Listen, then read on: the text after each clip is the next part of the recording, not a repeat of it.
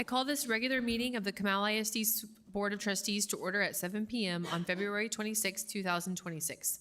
Let the record show that a quorum of board members is present, that this meeting has been duly called, and that the notice of this meeting has been posted in accordance with the Texas Open Meetings Act, Texas Government Code Chapter 551.071 through 551.089. Good evening, board members, district staff members, and members of the audience. We'll begin this meeting as we do every meeting. You are free to join me in standing as Board Vice President Russ Garner leads us in a word of prayer, followed by the Pledge of Allegiance and the pledge to the Texas flag. Good evening. Please join me in prayer if you are so inclined. Dear Lord, we gather this evening as a Board of Trustees, mindful of the solemn responsibility we hold and the community we serve. We are deeply thankful for the community we live in, one that values and supports prayer as a positive influence in our lives. We are grateful for the freedom and encouragement to seek your guidance as we lead. Lord, we ask that you wrap your arms around those in our community who are in need tonight. For the families, students, and staff members facing challenges, whether seen or unseen, provide them with your comfort, your strength, and your peace. We begin with hearts full of gratitude for the trust the voters of Comal ISD have placed in us. As we prepare to continue our service, we do not take this confidence for granted. We ask for your continued wisdom and integrity as we work to honor that trust and lead this district forward. Lord, we thank you for the steady leadership of our superintendent, Dr. Chapman. As we move to nominate him for Superintendent of the Year, we recognize his whole child vision and his dedication to seeing every student as a champion.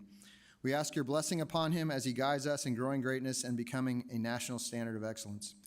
We are also deeply thankful for our executive cabinet and support staff, our campus administrators, our teachers, and our staff. We appreciate their tireless commitment to executing the vision of this district every single day, ensuring our schools are places where every child is known, safe, and inspired.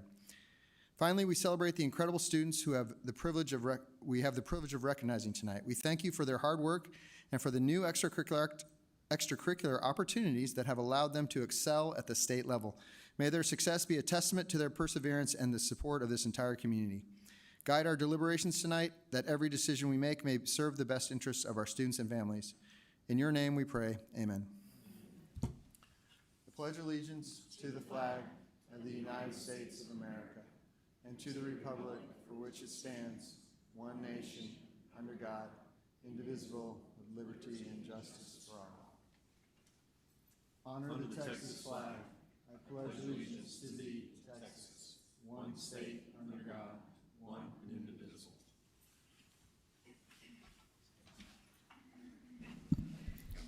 Thank you, Mr. Garner. As a district, we dedicate all our efforts and resources to our motto, Growing Greatness. The board uses this motto to guide all deliberations, decisions, and actions. You will get to see all deliberations, decisions, and actions of the board in open session, with the exception of some items which may be discussed in closed session, as stipulated in the Texas Government Code Section 551, commonly known as the Open Meetings Law. These items typically deal with personnel matters, consultation with our attorney, and real estate.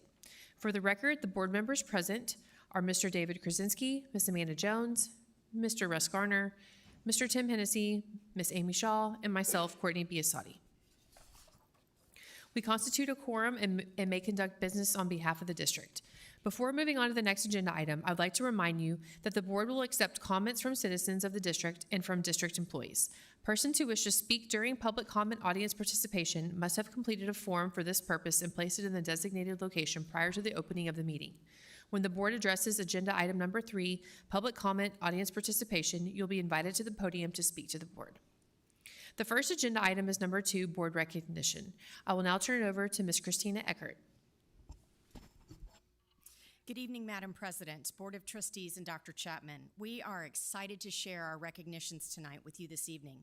And we'd like to let parents know there will be an opportunity after each group is recognized for you to take photos.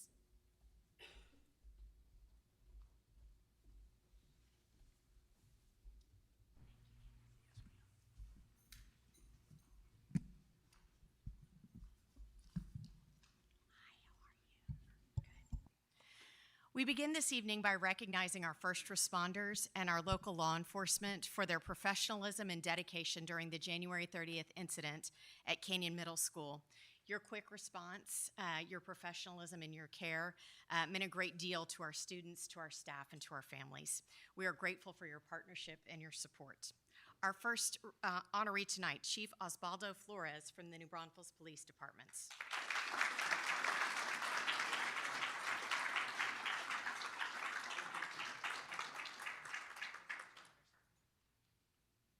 Deputy Constable Ed Duncan from the Constable Precinct 3.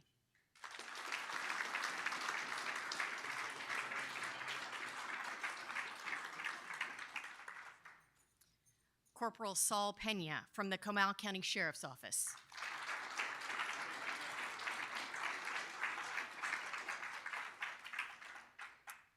And Assistant Fire Chief Matt Bushnell from the New Braunfels Fire Departments.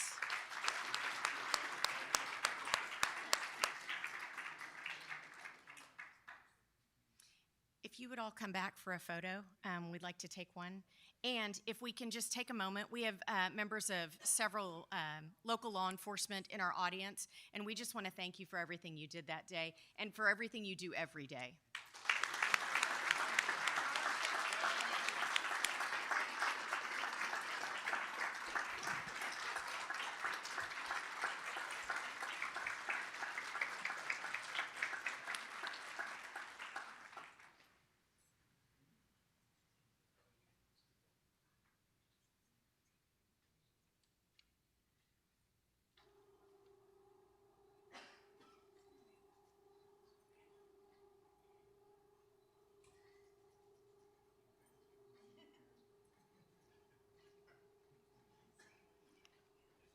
Thank you all so much.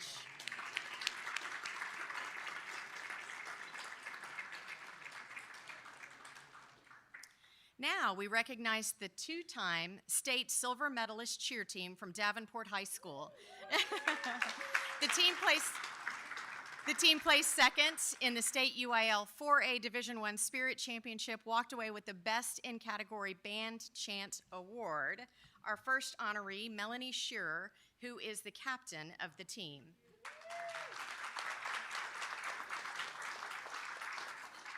Addie Fallon joins us as co-captain of the team. Abigail Sanchez. Sophia Diaz. Mia Lafferty.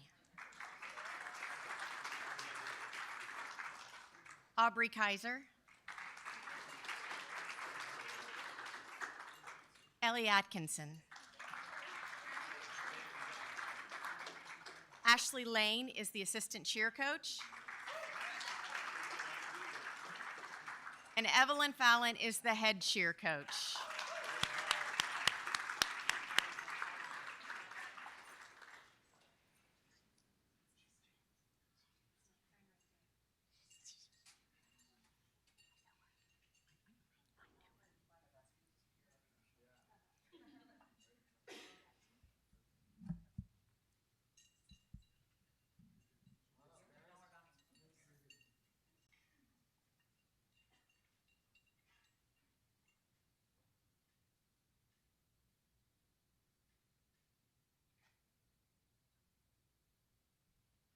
Congratulations.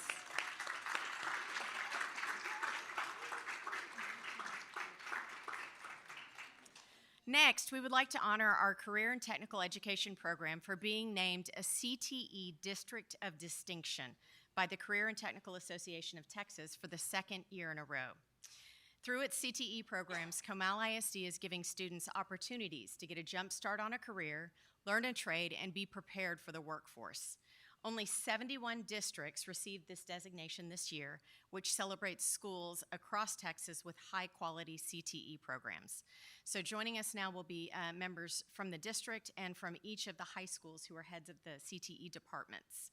First, Director of CTE, Renee Martinez. I know, but I knew you. Thank you. CTE Coordinator, Tina Alcott.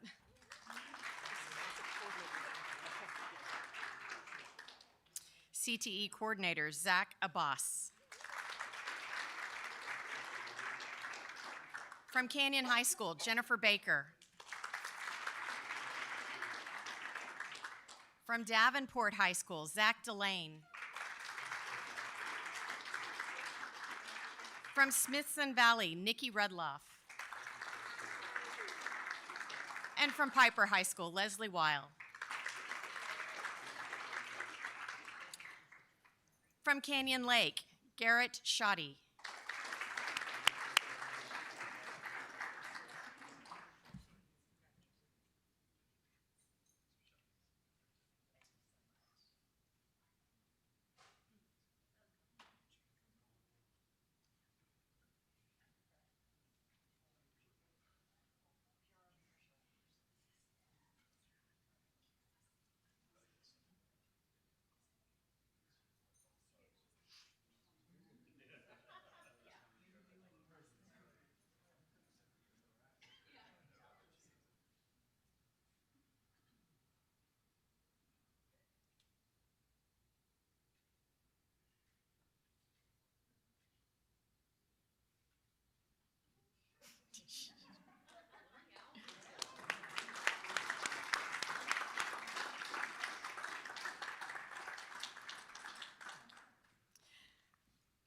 Next, we recognize the computer science team from Hill Country College Preparatory High School, who won the 2025 Congressional App Challenge for Texas's 21st Congressional District.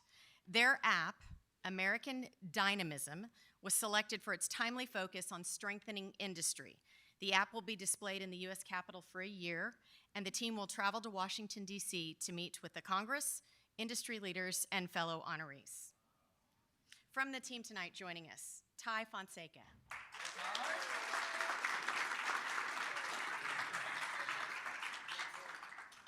Keshav Singh.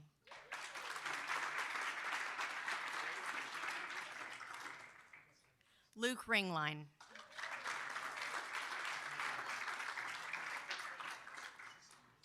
And Rena Keinrath.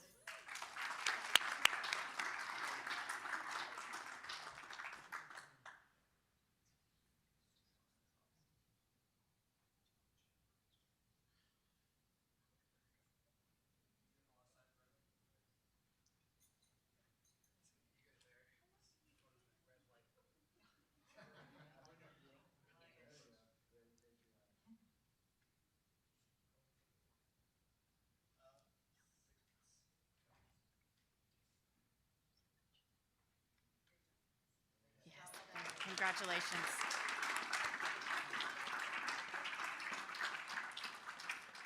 Also from Hill Country College Preparatory High School, we'd like to recognize the robotics team, which placed second at the Best of Texas Robotics Championship. This competition challenges students in engineering design, research, and team presentation. This year's theme, Factoids, focused on the innovative uses of AI and critical thinking to solve real-world problems. First, from their team tonight, Eric Barnard.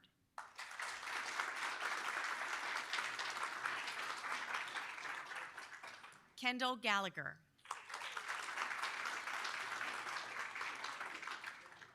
Brianna Schmeiss.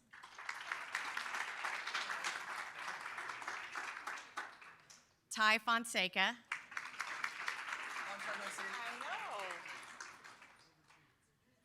And Keshav Singh.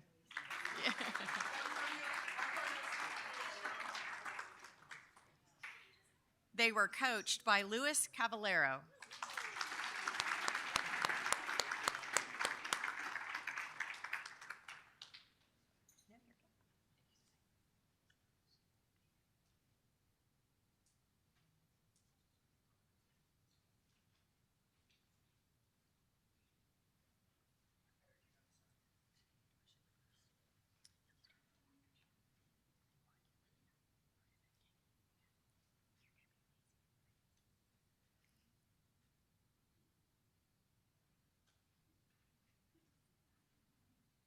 Congratulations.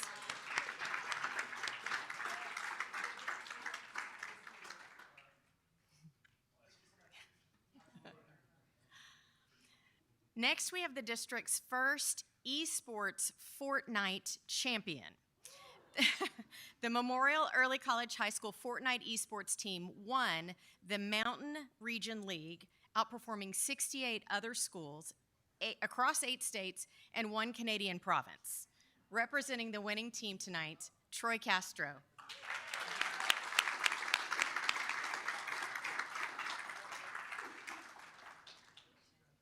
The team was coached by David DeLeon.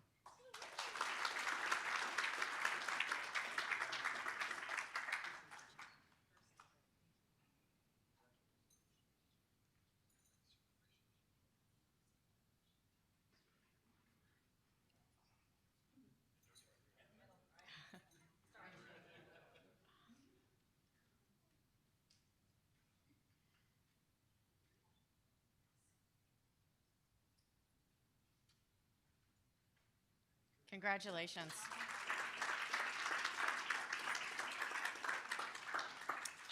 We have a special recognition for a Canyon High School musician tonight. The senior percussionist earned first place in the keyboard category at the Percussive Arts International Convention. He was the only high school student who was invited to participate in the convention's masterclass. Please help us congratulate Django Gregerson.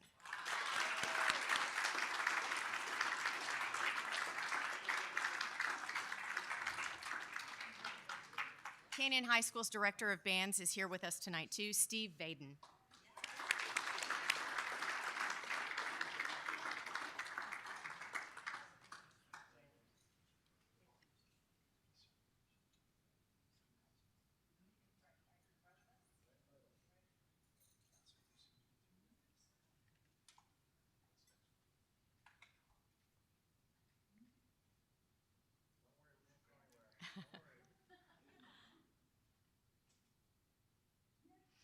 Yeah.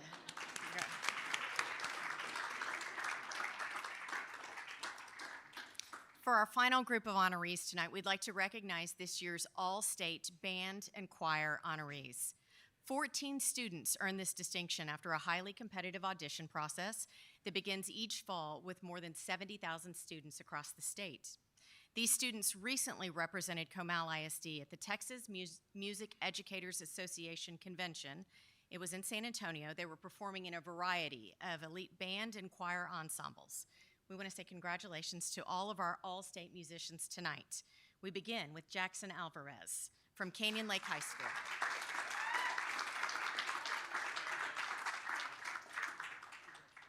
Olivia Alam, also from Canyon Lake High School.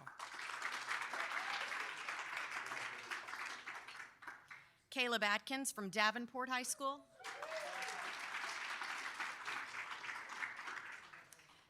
Milton Amaya from Davenport High School. Kenda Berquist from Davenport High School. Carter Elza from Davenport High School. Gabriel Medina Figueroa from Davenport High School. Ava Ray, also from Davenport.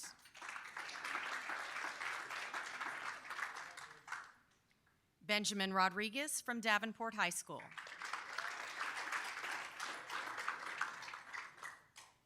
Xavier Wolf from Davenport. Fred Jacob Farhat from Piper High School.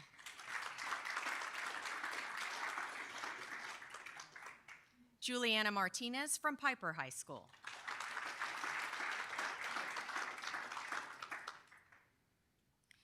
And from Davenport, their Associate Director of Bands, Marley Doherty.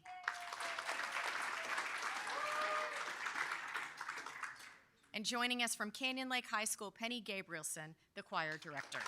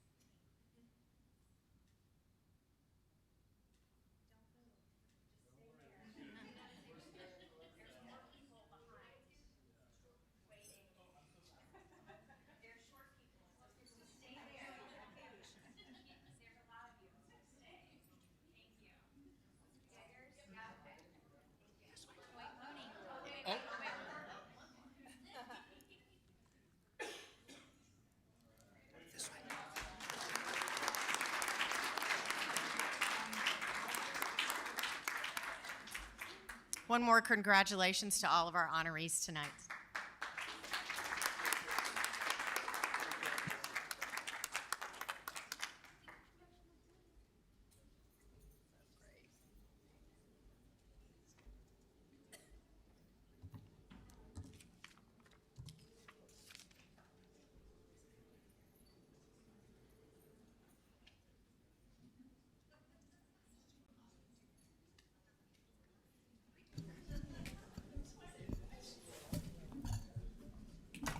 Oh, geez.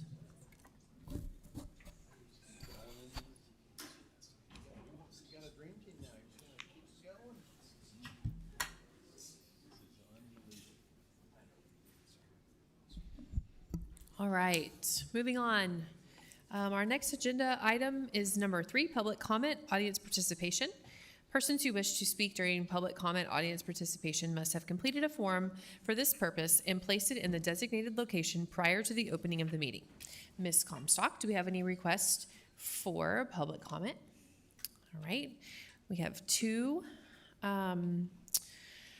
So before we begin, I'll remind our audience members of the board's procedures for handling public comment audience participation.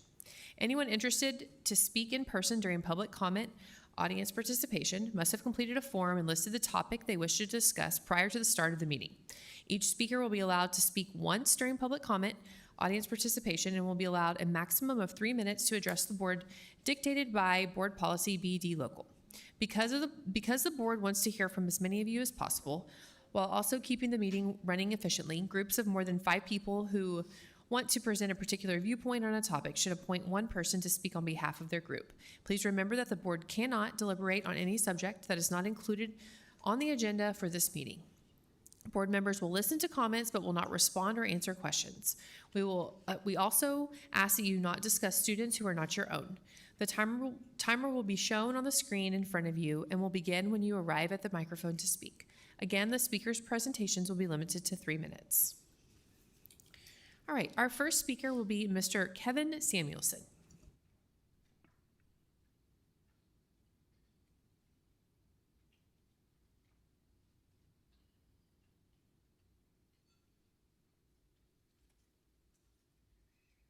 Good evening. Oftentimes in my trauma work, we go through an individual's life in chaos to try and find the positives within it. Tonight, we're going to do the same thing. I want you to find the positives within the chaos. My wife, a speech-language pathologist at Garden Ridge Elementary, reported medical fraud, harassment, theft, retaliation, and medical violations affecting approximately 75 students.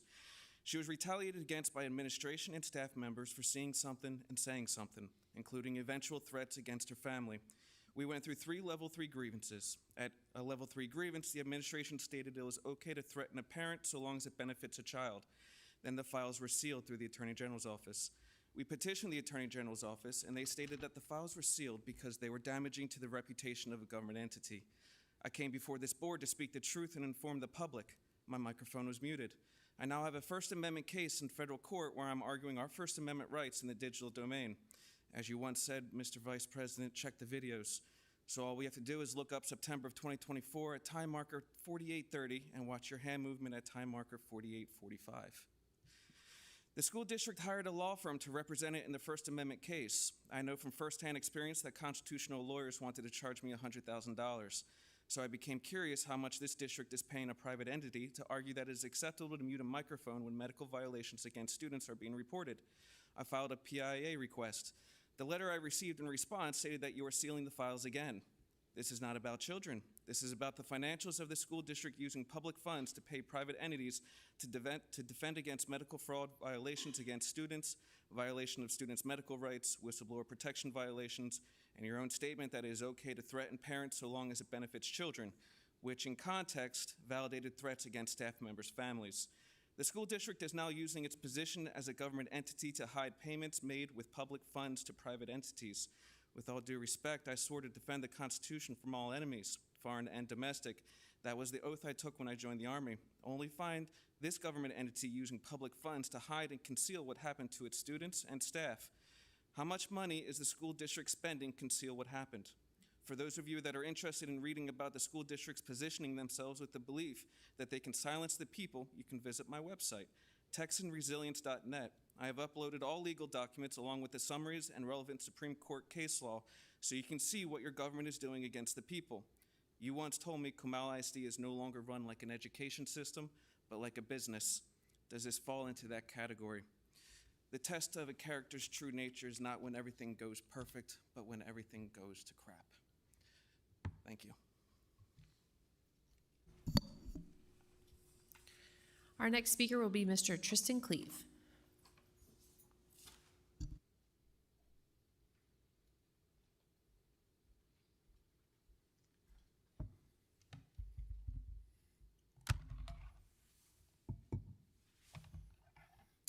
Board, my name is Tristan Cleave. I'm a citizen of Comal County and a graduate of Comal County Independent School District schools.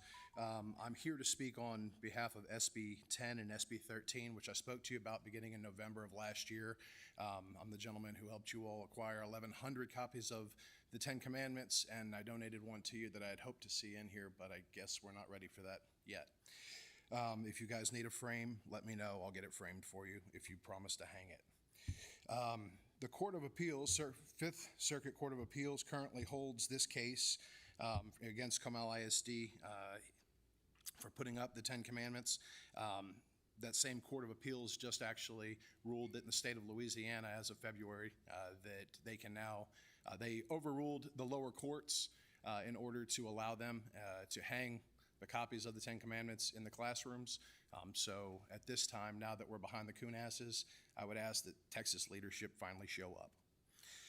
That is all I have on SB 10. SB 13, for those that don't know, is about the books. If you don't know about the inappropriate books in schools, what rock have you been living under? Comal ISD School Board is responsible for all books that come in and out of our classrooms, and I know that the board has a policy, a local policy they use, which interdicts and appoints a committee to review books. I have some books that I'd like to read from today. Those of you that have children that you think this might be inappropriate for probably should take them out because it is inappropriate. That's why I'm here talking about it. So bear with me. His arms wrap around me and his rough hands go straight to my boobs. I try to knock them away, but he's no match for his strength. You like it rough? Because I'm just the guy to give it to you that way, no extra charge. He's on me, yanking my hair, pushing me to my knees. He flips me over. You're even prettier from behind, you know that? I hear his zipper lower. It's the loudest sound ever. He yanks down my shorts, and in a single swift motion, he's on me and in me. In me, humiliating me in every possible way, right here on the kitchen floor, and promised he was rough, biting, pounding, shredding, ripping. Please, trying to fight him off only fuels him. But I've been sold. And just by who would sell me? My mother. And then he finishes all sticky and stinking and revolting. You can check that book out at Smithson Valley High School if you'd like to take your kids by to pick it up. The next one is called Dime by E.R. Frank. It's available at Canyon Lake High School, Canyon High School, Davenport High School, Piper High School, Smithson Valley High School. It's about a father who's tricking out his child online on OnlyFans. But I'm here to tell you that I'm at my most powerful when children come into the picture. It would be sickening to write that, but I could make myself knowing it might work because I reproduce myself faster than 4 rabbits in a barrel when there's kids around. Brandy and I could figure it out. It's inappropriate and you all know better. Fix it. All right, our next agenda item is number 4, Board President's Comment. I have a few things I would like to share. More celebrations of what's going on up here on the dais. Mr. York is not with us tonight because it's his anniversary, and he is his daughter is having her baby, so he is with his family. So prayers to his family and for the new blessing that will be born very soon. We'll start with Ms. Shaw. Ms. Shaw shared with me that she just got back from Houston celebrating her 5th grandbaby's 1st birthday. And so that's awesome. Mr. Hennessy shared with me tonight hence my purple, that his daughter, that's a senior at Canyon High School, is chosen to attend TCU for her college. So exciting for her. Mr. Garner shared that his daughter Layla is graduating from cosmetology school, and she'll be the first in her class to graduate in this group in March. So congratulations to her. Miss Jones, her younger two daughters were crowned national cheer champs this past weekend in Houston, and they're with the Comal cheer team. So congratulations to those two. Mr. Krasinski, his daughter, I saw firsthand last night at the track meet, competed and placed first at every one of her events as an 8th grader. So congratulations to Wyatt. Dr. Chapman, his granddaughter, just turned 6 months old, and she is not cute at all. Nope. And I just want to say I'm thankful for my board and their commitment and their families. My children are good. They're baseball, soccer, and track. One of them has a cracked sternum, so prayers for her. Soccer probably needs some pads in the future or something, I don't know. But I just wanted to take that moment to just celebrate what's going on up here with our families. We get to celebrate a lot of kids in Comal ISD, but all of our kids that are up here, grandkids, they're a part of this district as well because we are part of this district. So thank you and thank your families for allowing you to sit up here. All right. Our next agenda item is number 5, Superintendent Reports and Board Information, 5A, Bond Construction and Capital Project Update. I will turn it over to Mr. Mark Stahl and Ms. Jenny Hale.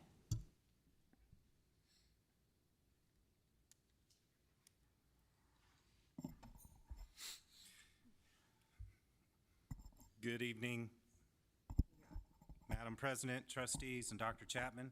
Tonight, we're pleased to present our February update on bond and capital projects. This report reinforces our continued commitment to advancing high-quality learning environments that directly support the district's strategic priorities. This evening, Ms. Jenny Hale will accompany me from Business Services and will provide the financial perspective on these projects, reinforcing our dedication to transparency and disciplined fiscal stewardship. Our construction efforts are directly aligned with Priority 6 of the 2023-2028 Collaborative Vision Strategic Plan, which focuses on facilities growth and planning. These projects are not just about infrastructure, they are strategic investments in the future of our students, staff, and the community.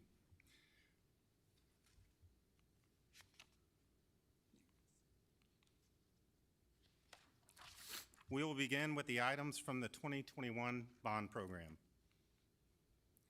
At Smithson Valley High School, the HVAC controls upgrade continues to move forward as planned. Beginning this Saturday and continuing during spring break, the team will start running new equipment cabling to controllers throughout classrooms and large gathering spaces. This work is an important part of modernizing the system and will support improved climate control and long-term reliability. From a financials perspective, this work is part of the district-wide HVAC control initiative, and it carries a budget of approximately $279,000. To date, the district has incurred costs of $54,000, which represents about 19% of this budget. The exhaust fan replacement project at Canyon High School is now substantially complete. As shown on this slide, all new ducting has been fully installed, and well over 100 exhaust fans of varying sizes and capacities being replaced throughout the campus, significantly improving ventilation, reliability, and overall system performance. Also at Canyon High, more than 70,000 square feet of corridor flooring has been renovated. This includes removal of vinyl tile, as well as grinding, polishing, and rebuffing of concrete flooring. Lighting upgrades and remaining interior finish work are planned for the next phase, keeping us aligned with the anticipated August 2026 completion. For the Bond 2021 Canyon High School projects, the interior refresh is initiating our financial activity. The Canyon High School interior refresh is currently budgeted at $7.7 million. At this time, just under $2 million has been spent. We expect that the financial activity will intensify as we continue working through the various projects on this campus. Overall, approximately 94% of all Bond 2021 construction projects are either in progress or complete, reflecting steady advancement toward program closeout. Voters approved $445.8 million in November of 2021 for projects that included new campuses, buses, land acquisitions, and technology upgrades across the district. To date, just under $390 million, or roughly 87% of the total, has been spent towards completion of these projects. We'll now transition to the Bond 2023 program, which includes a large pipeline of active construction projects across multiple campuses. Middle School number 9 has completed all foundation work in the second floor concrete deck.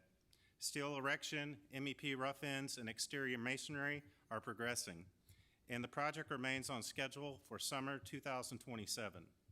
Upcoming milestones include building envelope, installation, and dry-in. With certain scopes of work coming to completion, the financial side is showing an increase in activity as invoices are processed and paid.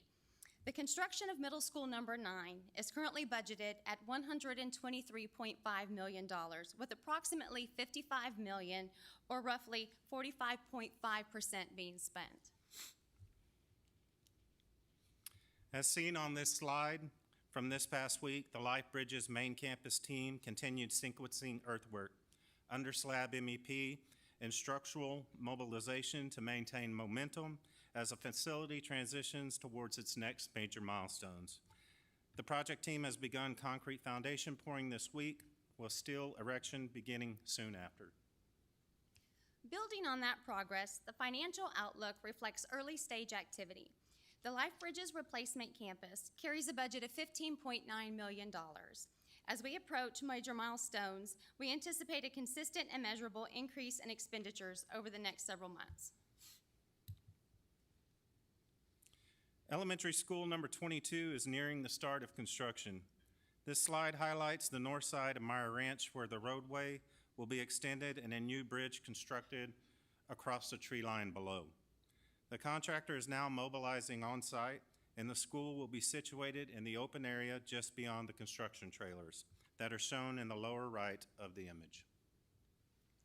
With construction documents now finalized and contracts being awarded, we expect financial activity to accelerate.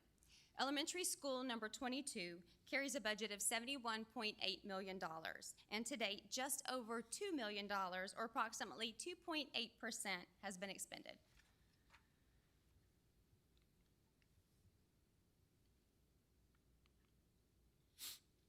The design process for Elementary 21 is officially underway, and our civil drawings are now coming to fruition. The site plan on the slide shows the intersection of 281 and Rolling Creek Road. In its layout, and it reflects the early stages of that work, illustrating the initial layout, grading concepts, and infrastructure planning and current development. It's important to note that this site is master planned with additional acreage for a secondary facility to be added in the future. This marks an important milestone as the project transitions from conceptual planning into detailed design.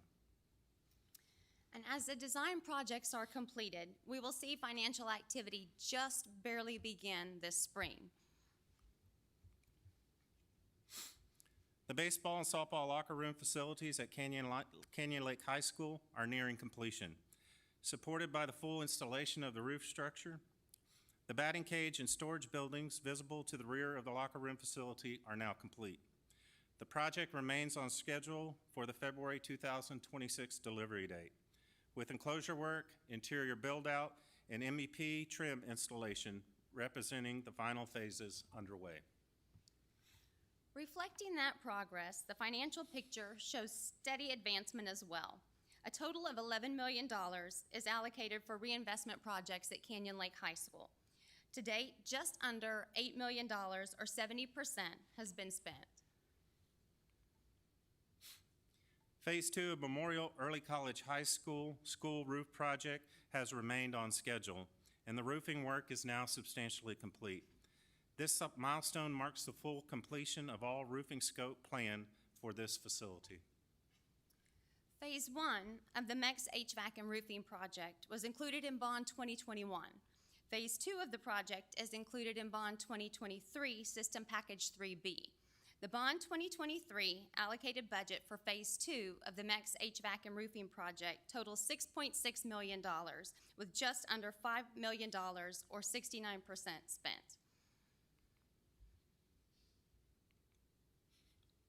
At Smithson Valley High School, MEP and masonry installation continues to advance, and the building is taking strong shape as construction progresses. The project remains on schedule and is targeted for completion ahead of next school year.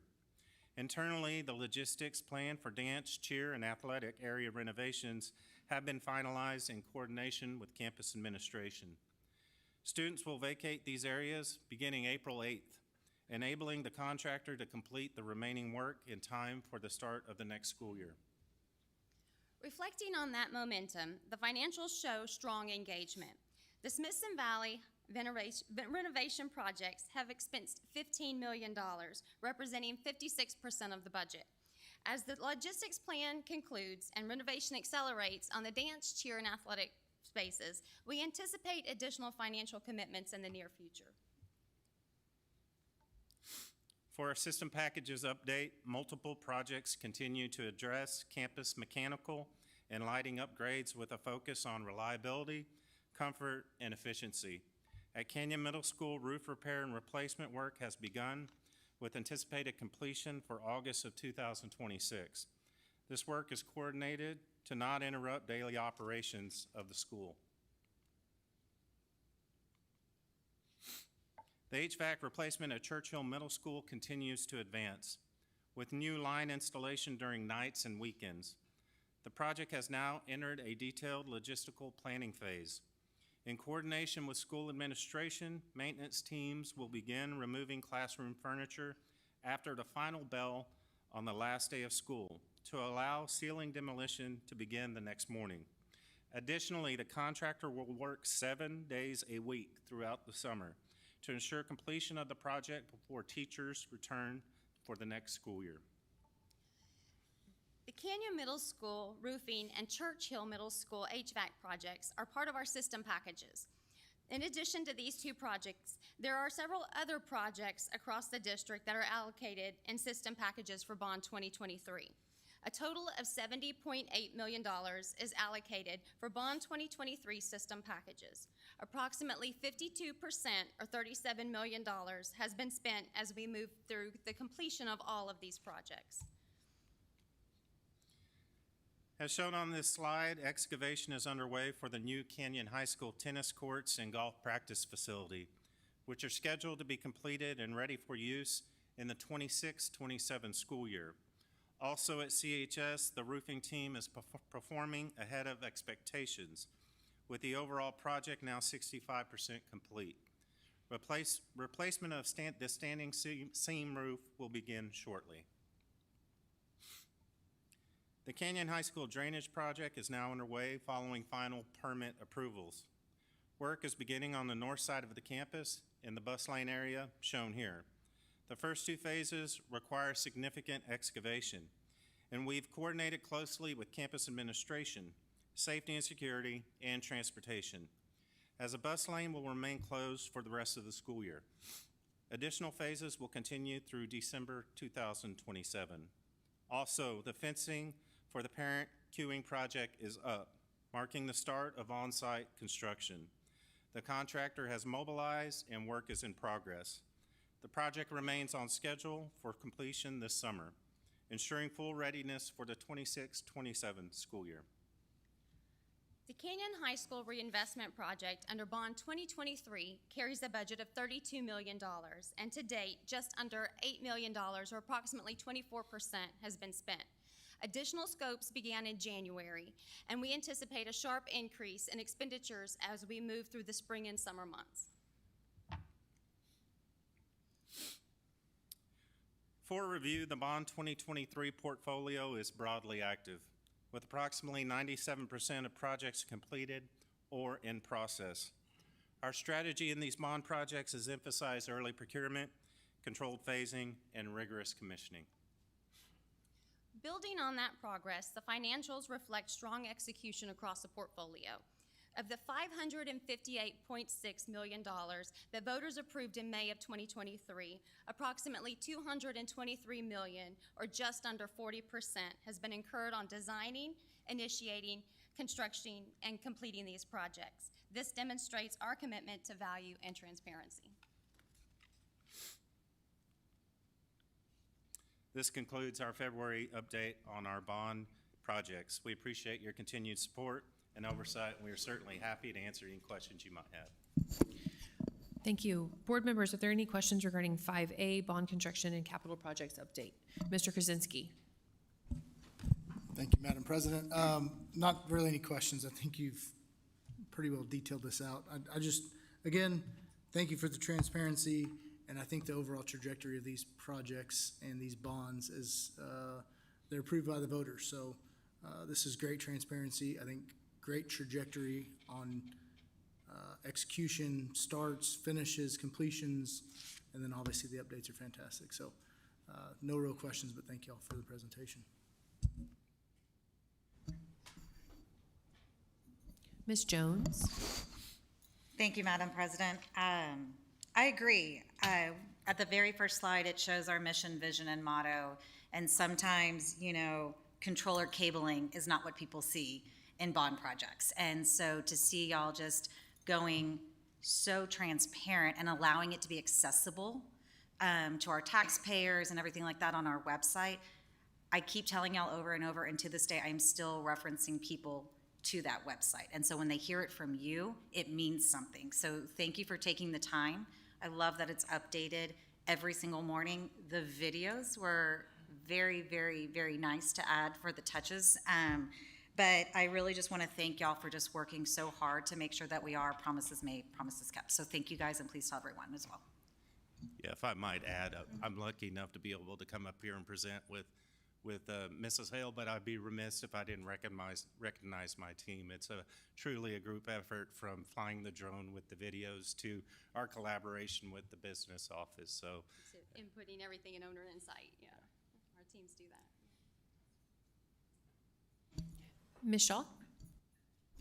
Thank you, Madam President. I'll just echo a lot of what's already been said. The things that stand out to me is how efficient this is. Things are on time, some often under budget, and with the added little wrinkle of not disrupting the school day in many cases.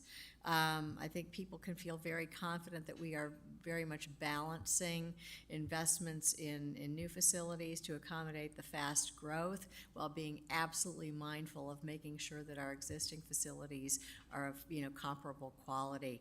And I just have great confidence in everything that you all are doing, both of your teams, and I think our community can have great confidence every time they vote for a bond. Thank you. thank you. Mr. Hennessy. Thank you, Madam President. Thank you for the presentation. A couple of highlights. Approximately 97% of our bond 2023 projects are completed or in process. That's phenomenal. I've been on the board for over 8 years now, and I know that we carried our 2017 bond up until just this past year. Thank you for having these projects lined up and getting them done. We asked for the money from our voters, and they expected things to be done. So thank you for that. That makes it easy for us to sit up here and say, look, we're doing exactly what was asked of us, and I appreciate that from you. I do have a couple of questions. I don't want to be specific about any particular location, but I know at one point we were often waiting on permitting and scheduling. Are we in a better situation in that regards, or are we still sometimes building up to a point and then having to wait for a permit to arrive? It depends on the municipality, but I would say yes, compared to a little over a year ago, we are in a much better position. I know I hinted that elementary school 22 was about to start construction, but they actually had equipment out there today, moving some stuff around. So it's become a lot easier to negotiate and work with these municipalities. Great. And I know that we put effort towards that, and I'd like to thank the municipalities that we're a part of as well for working with us to take care of all of our citizens collectively. We're in this for the same reasons, to provide the opportunity for our kids. I also have a question regarding, I am going to be specific about over at Canyon High School. I do believe the interior looks fantastic, what has been done so far. Obviously, there's a little bit of touch-up that needs to happen, which will happen this summer. Questioning the noise levels that have occurred over there regarding the roofing. I do know that some classes have had to relocate to the library, for instance, or maybe borrow another teacher's classroom for that particular hour. Are things getting quieter over there at the campus, and are we able to mitigate that noise level during the school day? I believe so. I'll never rule out any, mishap or opportunity where we can do better, but just our communication with the contractor and working with the campus administration, we've been able to address and take care of a lot of those things. Okay, and from my understanding, pretty much the heavy load, a lot of the sound that was being generated may not be the work scope that we're looking at in the future, so hopefully. To be a little more specific, they're replacing the roof on the large common area right now. You think about something landing on that roof, it's an echo effect basically throughout Yes. the whole building. So we've tried to stage and phase that work where it doesn't interrupt instruction. Yeah, and thank you to those teachers out there that are planning ahead and, doing what's right for their students. Lastly, Churchill Middle School, you mentioned it'll be a 7-day-a-week job. Is that all the way through until completion? So this summertime, we're expecting people there 7 days a week? Absolutely. Okay. We're going to get it done. I like it a lot. Thank you very much. I appreciate you guys. Yes, sir. I just have a few things echoing my fellow board members. It's really impressive to me, and I know I've probably said this before, but when you're going through these projects, some of them you're talking about completions, and some of them you're in the design phase. And so you're all over the place. And there's a ton of projects. I know this update is just a glimpse. I will say that you guys are setting the standard, but I know this isn't the norm. Like Mr. Hennessy alluded to, we have 94% completed in our 21 bond and 97 in the 23. So you guys are setting that standard pretty high for yourselves. So for future bonds, be careful. But I will say the visual of the projects being completed, obviously the kids are benefiting from that. But again, Mr. Hennessy alluded to the bond dollars, there's parents and voters are seeing those bond dollars put to use. And with that being said, we had our Comal Forward tour on the campuses last Saturday. And I've got a little bit of feedback from some of those members, and the timing of this could not be more perfect as far as the Comal Forward Committee. They're going to be putting the building that bond starting in March, right, Dr. Chapman? So, like Ms. Jones said, being able to show the voters and our constituents this website and the transparency of it is phenomenal. So thank you so much. And thank you for the updates. I know it's a lot of work for you guys, but it really does help for when we're out there talking to our people. So thank you. Thank you. All right, we will proceed to our next agenda item, number 6, consent agenda. Consent agenda is a mechanism that the board uses to approve a number of routine items together with a single vote.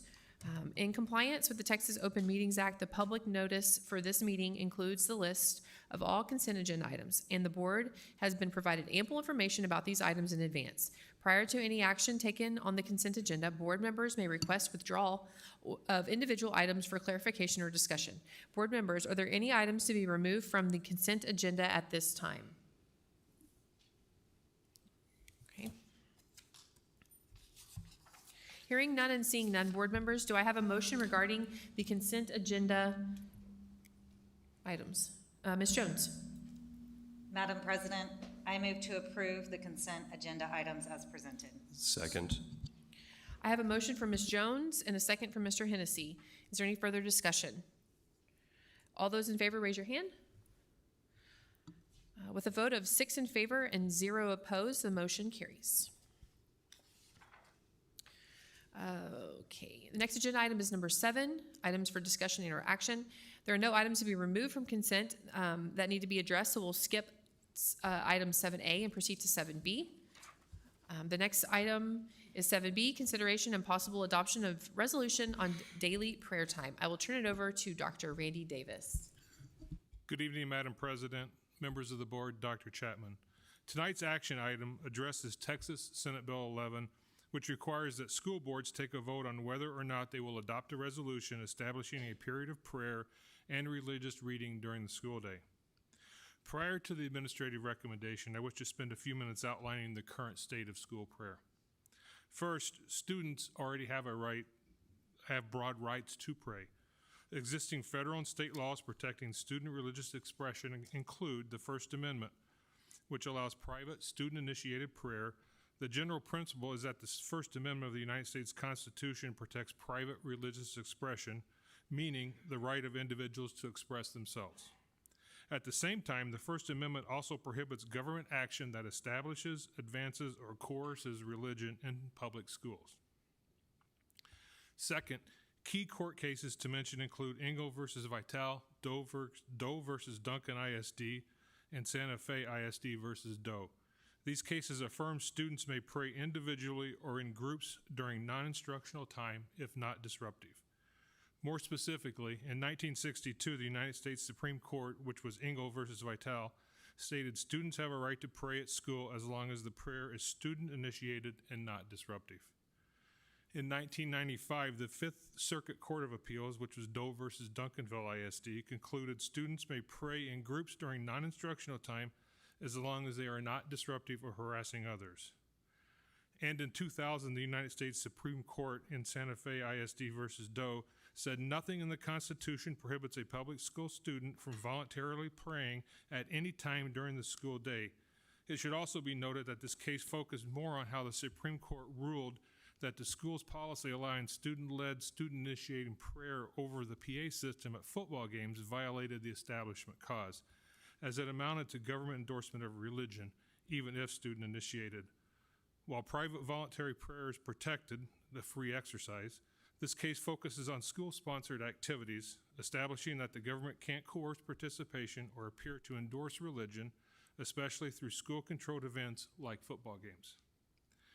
Lastly, Texas Education Code subsections 25.091 and 25.154 explicitly allow individual prayer, meditation, student-organized religious groups, and reading of religious texts. Specifically, 25.901 is the exercise of constitutional right to pray. This guarantees a student's absolute right to individually, voluntarily, and silently pray or meditate without disrupting school activities, with no coercion to participate or refrain. And subsection 25.154, the freedom to organize religious groups. This allows students to form and meet in religious groups, prayer groups, and Bible clubs on the same terms as non-curricular groups requiring equal access to facilities and advertising. Second, employees also have rights with limits. Employees may discuss their faith, meet for prayer, and participate in private religious activities on campus during their free time away from students, as long as they first do not coerce students. When a school employee is acting in the role as a school employee, the employee is a representative of the school district, a representative of the government. And second, they do not take any action that violates the establishment cause. In 2022, in Kennedy versus Bremerton, a United States Supreme Court case where a school employee, it was a football coach, had the right to engage in private personal prayer at work on the football field after a game, as long as his students were otherwise occupied and he wasn't responsible for supervising them in that moment. He was otherwise free to engage in private communication. Under the federal law, specifically Title VII, employees may request reasonable accommodations to engage in religious expression like prayer. Lastly, I'd like to touch on how Senate Bill 11 is problematic. The administration highlighted several constitutional and practical concerns. First, the parental waiver requirement. Senate Bill 11 requires parents to sign a written consent waiver giving up their right to challenge violation of the establishment clause of the U.S. Constitution. The establishment clause says a government, including a school district, may not establish or endorse a religion. Next is student segregation. The bill mandates that prayer and/or readings must not be done in the physical presence or in the hearing of any person who did not sign that written consent, requiring segregated spaces where families who consented their children are separated from the children of families who did not consent. And finally, no age differentiation. Senate Bill 11 doesn't have any different rules based on the age or maturity of the students involved. That is it. If you have any questions. Thank you, Dr. Davis. And again, I just want to reiterate the fact that since 1962, the federal government and the state have given rights to employees and students on how and when we can pray. And we exercise those rights in Comal ISD. And so when Senate Bill 11 comes to the forefront, we already have those opportunities for individuals, and I see no need for you to adopt Senate Bill 11 resolution tonight. Is there any discussion? Do I have a motion? Madam President, Ms. Shaw? I move to decline to pass the resolution establishing daily prayer time as presented. Second. I have a motion from Ms. Shaw and a second from Mr. Hennessy. Any further discussion? All those in favor, raise your hand. With a vote of 6 in favor and 0 opposed, the motion carries. The next item is 7C, consideration and possible approval of school bus purchase. I will turn it over to Ms. Jessica Fisher.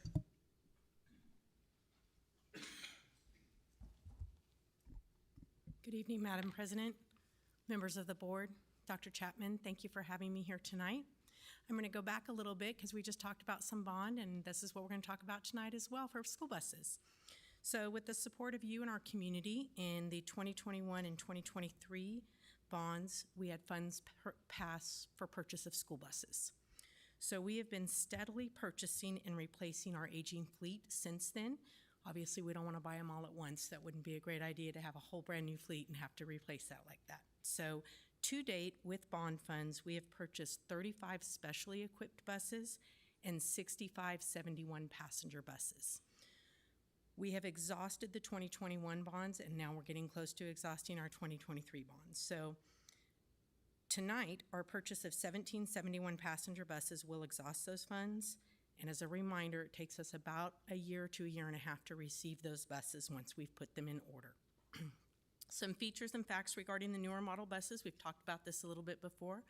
Climate control, both heat and air conditioning. 3-point seat belts, which we all know is coming as a mandate with Senate Bill 546. Camera systems, GPS, white roofs to reflect the heat, and windows tinted as dark as legally possible to also help us with the heat in those hot summer months. Our general education buses are ordered on 77 passenger chassis, but they're spaced for 71. And I know a handful of you have ridden on the school bus while taking some tours. That extra little space for those of us who are taller, which is not me, by the way, makes a big difference, especially for our high school kids. So with that, we are recommending the purchase of 1777 passenger school buses from Longhorn Bus Sales. This will be the final purchase of buses from the 2023 bond funds. This will exhaust that. We have already expended the 2021. So with that, I will take any questions. Mr. Garner? Thank you, Madam President. Thank you for the presentation.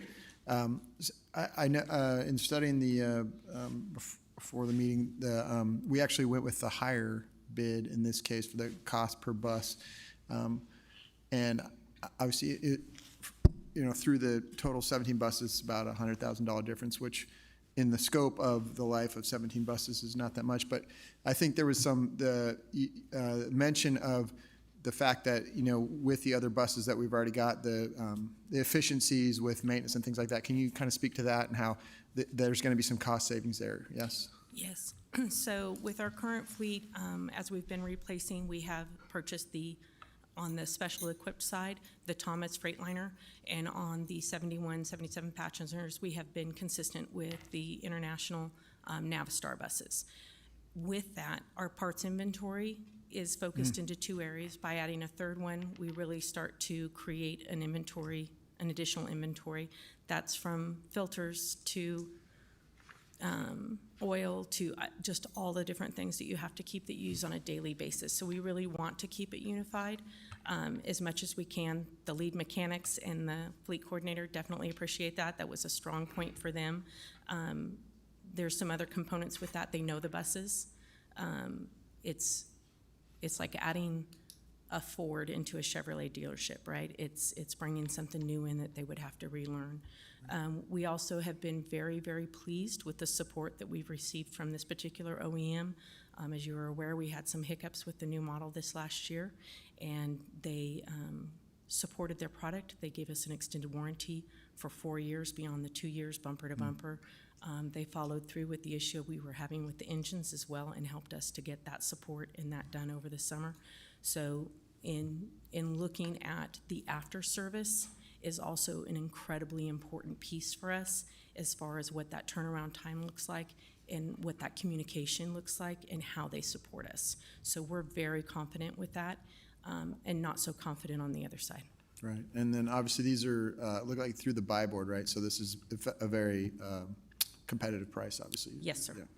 Okay, thank you. Yes, sir. Mr. Krasinski?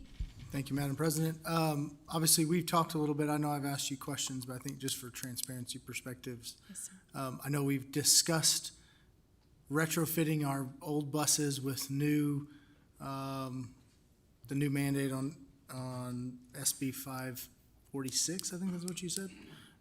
Forgive me if I said that wrong, but, you know, we've talked about it, I think I'm not speaking for my other board members here, but we've discussed potentially trying to retrofit, extend the life of the buses, but there is a significant cost to that.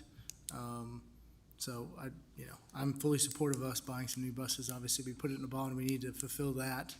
And I know we've got some future discussion on buses, but it's this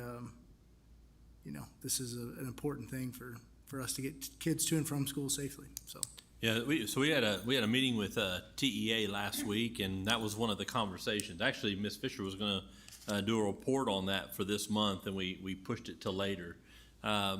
We do feel like there could be the potential of some grant monies that could be coming because it is an unfunded mandate. This is coming from TEA, and they asked too that this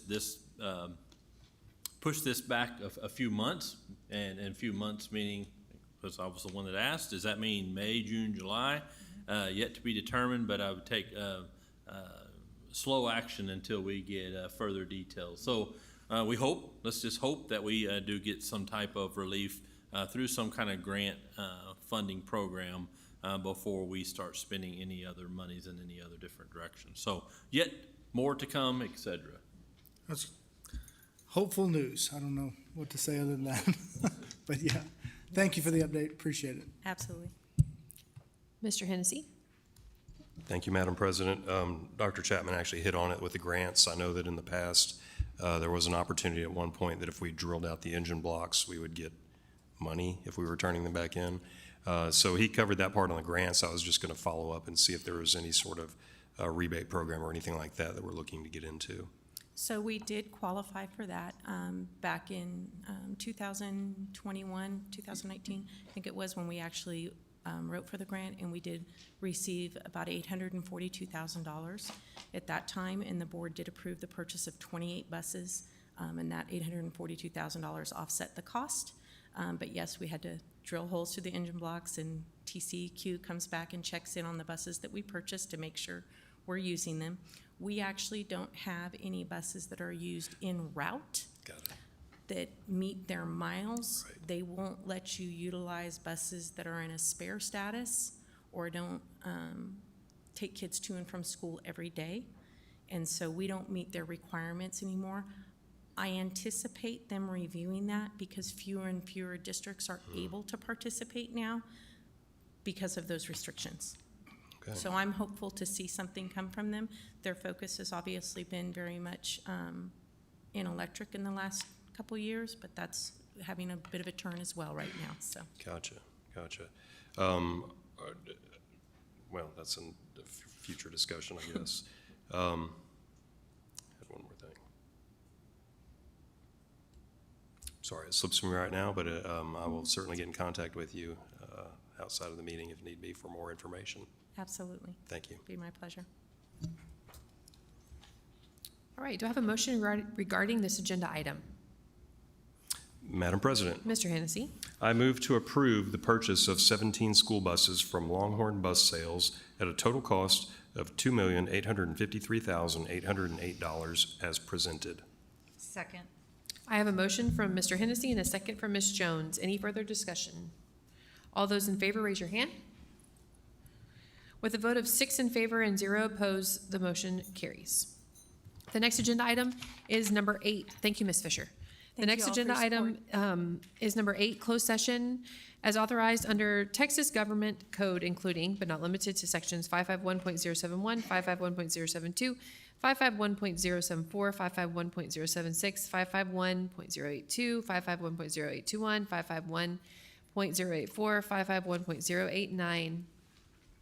Item 8A pursuant to section 551.072 is of the Texas Government Code, deliberation regarding the purchase, exchange, lease, or value of real property. Audience members are welcome to remain in the boardroom as board members recess for deliberations. The time is now 8:11.